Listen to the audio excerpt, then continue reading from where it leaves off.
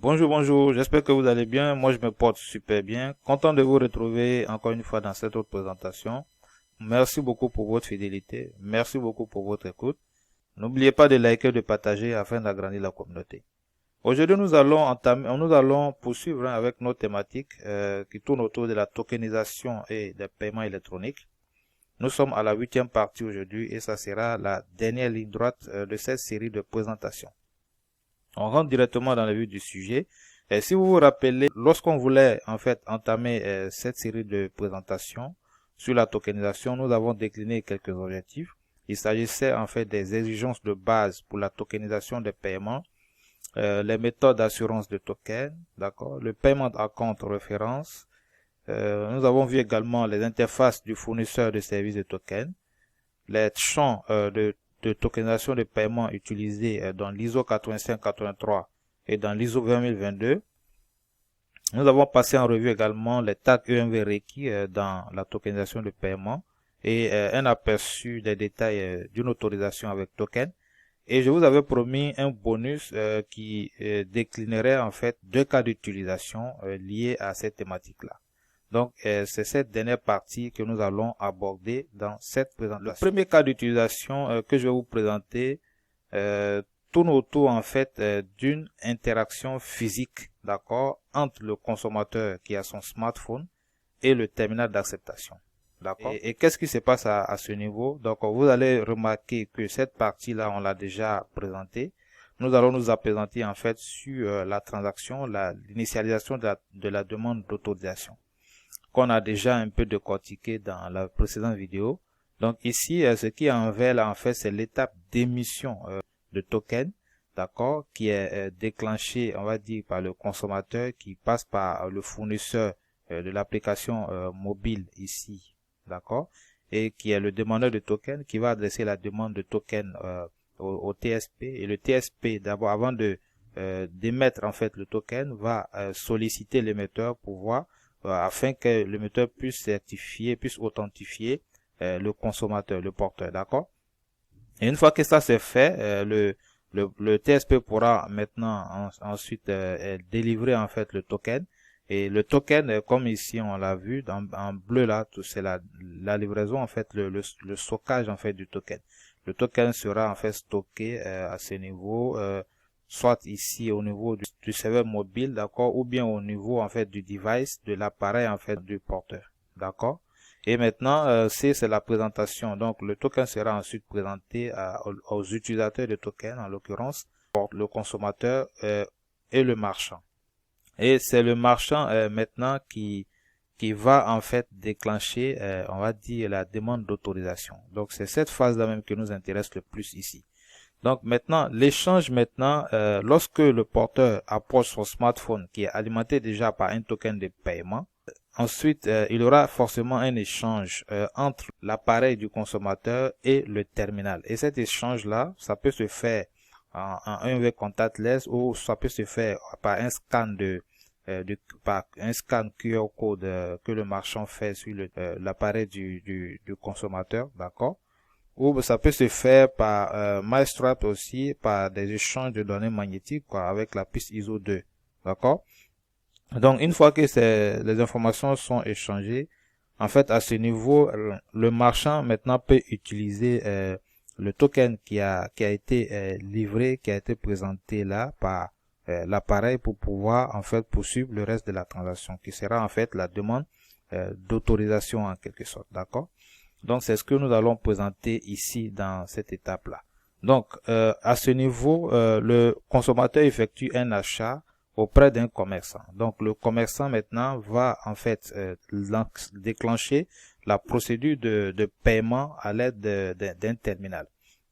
À l'aide de son terminal. Donc, ça c'est la zone, ça c'est l'accepteur qui est là, le marchand, et il a son terminal à ce niveau. Donc, il va déclencher la seconde étape là. Et ensuite, une fois que ça c'est fait, le consommateur maintenant va sélectionner un moyen de paiement, d'accord, à l'aide de l'application mobile qui est sur son smartphone, par exemple. Donc maintenant, en 4 maintenant, le jeton de paiement et les données correspondantes sont transmises au terminal, d'accord, en 4 ici, sont transmises au terminal. Et ensuite, au niveau du 5, Maintenant, le terminal fournit maintenant le jeton de paiement et les données associées au marchand qui est là. Donc, le marchand, bien évidemment, à son tour maintenant, va lancer le traitement du token en envoyant une demande de paiement par jeton dans l'autorisation. On voit la demande d'autorisation en quelque sorte. Et la demande d'autorisation, on l'a décortiqué dans la précédente vidéo. Hein, qu'est-ce qui est fait, comment se fait la détokenisation, comment la transaction, les données sont transmises à l'émetteur. L'émetteur va faire ses vérifications et renvoyer en fait la réponse d'accord au marchand. Donc c'est ce qui est là dans le set. Le marchand va recevoir la réponse de paiement par jeton d'autorisation après de la part de l'émetteur des cartes, d'accord. En 8, ici, le commerçant va transmettre le résultat au terminal. Et il s'agira maintenant au terminal maintenant d'envoyer la confirmation au consommateur en 9 ici, d'accord. Donc c'est un peu comme ça que se passe le flux transactionnel.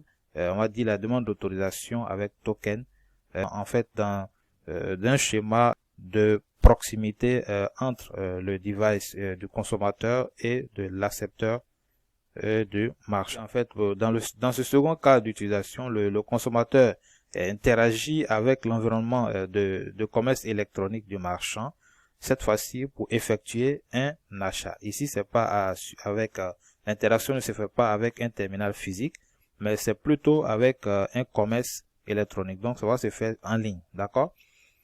Maintenant, comment est-ce que ça se passe ici? Comme on l'a dit hein, dans la précédente phase, on va faire fi en fait de la demande d'émission de tokens, de présentation, stockage de tokens ici au niveau du wallet. Ici, c'est un wallet en fait qui est utilisé, donc un portefeuille. On a le serveur de portefeuille qui est là, qui est en quelque sorte le demandeur de tokens, d'accord?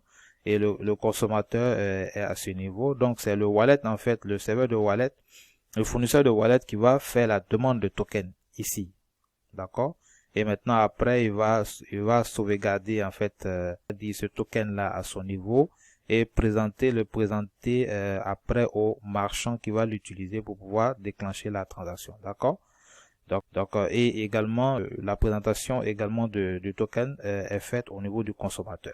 Donc nous, ce qui nous intéresse ici, c'est cette phase en fait. Donc le fait que le marchand va utiliser le token pour pouvoir déclencher la demande d'autorisation. D'accord? Donc lorsque le wallet en ligne est sélectionné pour le paiement, il interagit avec l'environnement de commerce électronique du marchand pour fournir le jeton de paiement au marchand. Et maintenant, le marchand l'utilise pour faire le traitement du jeton ou enclencher en fait la demande d'autorisation. Et cette demande d'autorisation-là se décline comme suite, c'est-à-dire à ce niveau, le consommateur effectue un achat dans l'environnement e-commerce du marchand et lance le processus de paiement à ce niveau. Donc, une fois que ça s'est fait, l'environnement de commerce électronique du marchand initie la demande de sélection d'un moyen de paiement. Cette étape-là. Ensuite, il y a le consommateur, qui choisit le portefeuille ou le wallet en ligne. Nous avons ici affaire à un wallet en ligne, d'accord? Quand on parle de wallet en ligne, ça peut être par exemple un compte Coinbase, ça peut être en fait pour les échanges de crypto-monnaies, là, ça peut être Binance, ça peut être Kraken par exemple, c'est un wallet en ligne, d'accord? Donc il va en fait choisir le portefeuille, le wallet, que ce soit Kraken, Binance ou n'importe quel autre wallet, d'accord? Qui peut en fait être opérationnel à ce niveau. Parmi les options en fait dans l'environnement e-commerce du marchand. Et maintenant ensuite le titulaire de carte va sélectionner un moyen de paiement précédemment stocké dans le wallet en ligne. Ça c'est la quatrième étape. Une fois que ça c'est fait, en 5, l'environnement de commerce électronique du marchand fournit les détails de transaction au portefeuille. Ça c'est à ce niveau. Donc l'environnement du marchand de commerce électronique va fournir les détails au wallet qui est là. Le wallet maintenant va récupérer le jeton de paiement et les données associées à partir de l'emplacement du jeton. Ainsi, au niveau de la 7e étape qui est là, d'accord, le portefeuille, le wallet maintenant va faire une demande de cryptogramme de jetons au fournisseur de wallet en ligne, d'accord. Donc ça c'est l'étape 7. Et en lui transmettant les informations qu'il faut pour cela. Et maintenant, le fournisseur de portefeuille obtient le cryptogramme de jetons en utilisant les informations de transaction qui lui ont été transmises par le wallet en ligne. D'accord? Ça, c'est l'étape 8 à ce niveau. Maintenant, en 9, le fournisseur de wallet en ligne fournit le cryptogramme de jetons au portefeuille en ligne. Une fois que le wallet entre en possession du cryptogramme de jetons, le wallet maintenant fournit le jeton de paiement et les données associées ainsi que le cryptogramme de jetons au marchand. Donc ça, c'est l'étape 10. Il va fournir les informations au marchand.